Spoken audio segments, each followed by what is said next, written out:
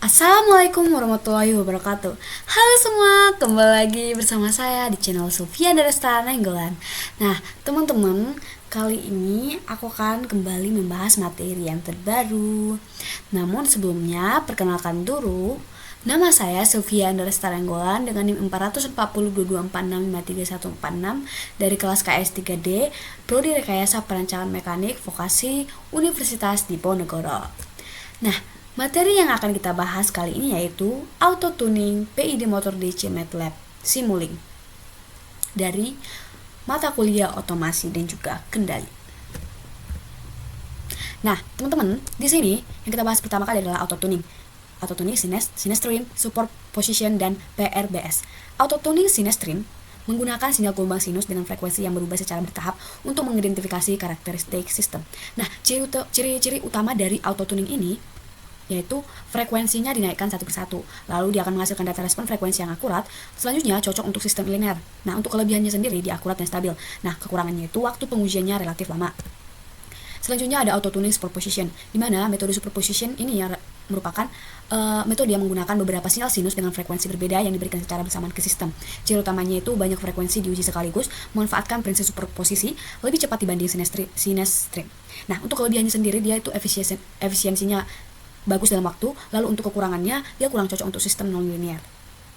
Nah, yang ketiga ada auto tuning PRBS, singkatan dari pseudo random binary sequence, di mana metode PRBS ini menggunakan sinyal biner acak 0 dan 1 untuk mengeksitasi sistem. Ciri utamanya itu ada 3, yaitu sinyal terlihat acak tapi terkontrol, terus mencangkup rentang frekuensi luas, lalu banyak digunakan untuk identifikasi sistem kontrol. Nah, kelebihannya itu cepat dan kaya informasi, lalu untuk kekurangannya sendiri bisa menghasilkan noise yang tinggi. Nah, perbedaan dari kontrol PD dan juga posisi stable. Nah, kontrol PD kecepatan atau integrating ini tuh umumnya bersifat integrating, yang artinya keluaran sistem merupakan hasil integrasi dari input. Nah, untuk ciri utamanya sendiri, sistem tidak stabil secara alami tanpa kontrol. Lalu error kecil dapat menyebabkan output terus bertambah, dan dia membutuhkan aksi kontrol untuk menjaga kestabilan. Contohnya, kontrol kecepatan motor, terus sistem aliran fluida. Sedangkan kontrol PID posisi stabil itu sistem yang memiliki kestabilan alami. Nah, untuk ciri utamanya itu sistem cenderung kembali ke titik seimbang, lalu error akan mereda dengan sendirinya, dan dia lebih mudah dikendalikan dibanding sistem integrating. Contohnya itu kontrol posisi lengan robot dan sistem pegas massa. Nah, di sini saya sudah membuat perbedaan utamanya, dan untuk aspek sendiri dari sifat sistemnya, integrating itu lebih stabil. Kestabilan alami, dia untuk integrating dia tidak stabil. Tapi untuk stabil atau posisi dia itu stabil sesuai dengan namanya. Nah, untuk aspek respon error, integrating itu terus bertambah. Nah, untuk posisi atau stable dia itu mereda. Nah, untuk aspek kompleksitas kontrol, untuk kecepatan atau integrating itu dia lebih sulit.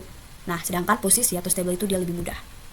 Nah, teman-teman, sebelum kita masuk pada video, saya akan membacakan kesimpulan dari materi kali ini. Metode autotonic sinestream, superposition, dan PRBS masing-masing memiliki kelebihan, yaitu sinestream paling akurat, superposition lebih cepat, dan PRBS itu paling fleksibel. Pada kontrol posisi atau stable, ketiga metode menghasilkan respon yang stabil dan parameter PID lebih mudah diperoleh. Sementara itu, pada kontrol kecepatan atau integrating, diperlukan penalaan PID yang lebih hati-hati, karena sistem tidak stabil secara alami. Secara umum, auto tuning mempermudah dan mempercepat penentuan nilai KP, KI, dan juga KD sesuai karakteristik sistem. Next, teman-teman, di sini kita akan membahas blok kontrol PWM. Nah, di blok kontrol PWM ini kita akan diperkenalkan bahwa kita tidak lagi mengatur KP, KI, KD secara manual, tapi menggunakan auto tuning dari MATLAB dan Simulink. Nah, di sistem ini kita akan mencoba mengenal karakter motor DC sendiri, lalu menghitung PID yang paling cocok. Nah, kenapa auto tuning diperlukan? Karena manual tuning lama, trial error, terus setiap motor berbeda. Nah, kalau PID manual saja sudah bisa, kenapa pakai auto tuning, teman-teman? Ya, karena auto tuning itu lebih cepat, terus lebih konsisten, dan dia tuh minim kesalahan operator atau manusia gitu. Nah, selanjutnya itu kita akan bahas block encoder. Nah, di block encoder ini di sini bisa kita lihat bahwa metode auto tuning itu harus kita kuasai, terus perbedaan PID, posisi kecepatan, juga implementasi Simulink, analisis grafik, dan hasil KP, KI, dan KD. Di sini kita harus menguasai hal-hal tersebut, poin-poin tersebut. Nah, ini bukan sekedar jalan blok, tapi kita harus memahami prosesnya.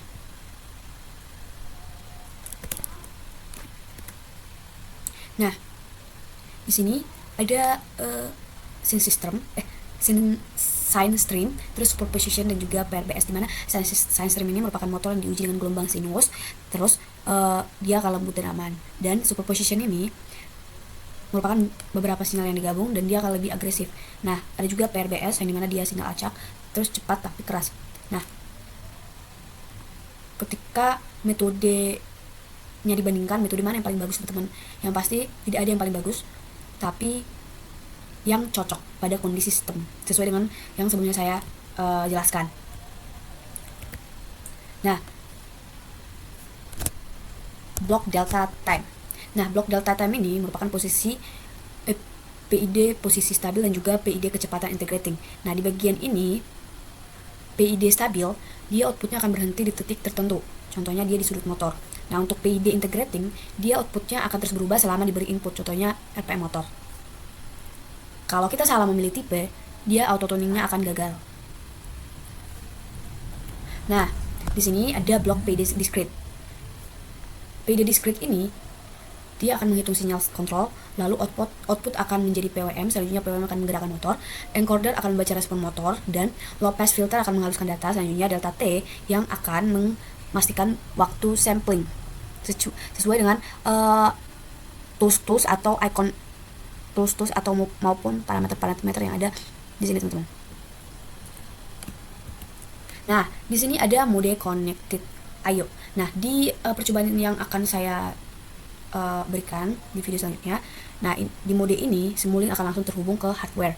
Nah, tapi ini bukan simulasi, tapi ini akan menjadi real motor bergerak. Motornya akan bergerak saat itu juga. Nah, ini akan bikin praktikum ini akan terasa berjalan nyata gitu.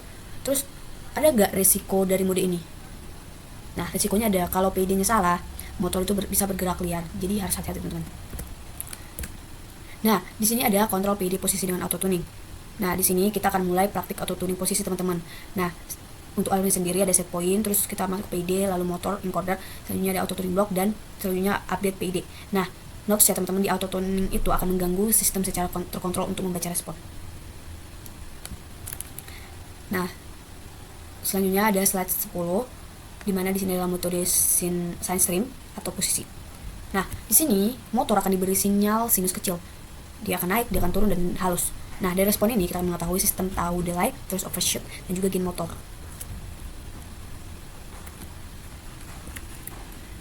Nah, di sini ada prosedur auto tuning, di mana di sini step by stepnya itu adalah set point itu bebas, lalu tunggu sistem stabil, selanjutnya aktifkan auto tuning, lalu tunggu kurang lebih 200 detik, dan matikan auto tuning. Nah, maka PID otomatis terupdate. Dan notes teman-teman, di sini jangan tergesa-gesa, sistem itu butuh waktu untuk belajar atau membaca situasi gitu.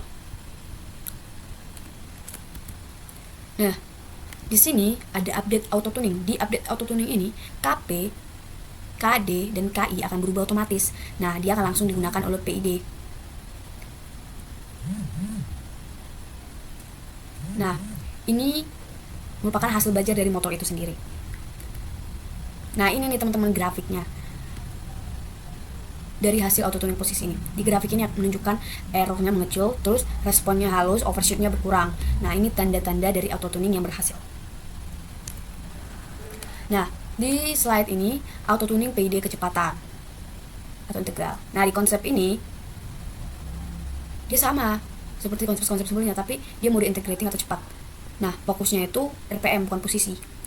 Nah, jika setting modenya salah, maka hasilnya tidak akan valid, teman-teman. Selanjutnya ada blok auto tuning kontrol kecepatan integrating metode sine stream.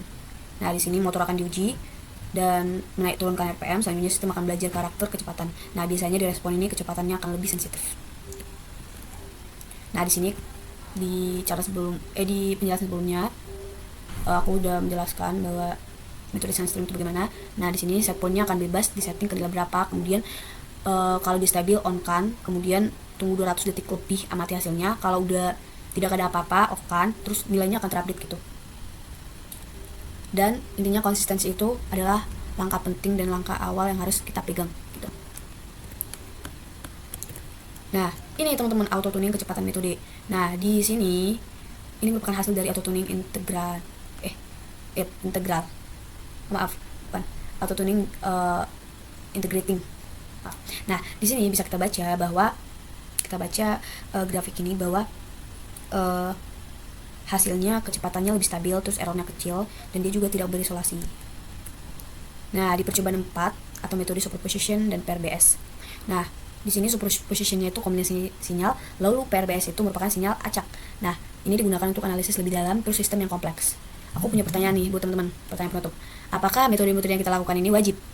Jawabannya itu tidak wajib ya teman-teman, tapi sangat bagus untuk pemahaman kita selanjutnya dan bisa meningkatkan pola pikir kita gitu.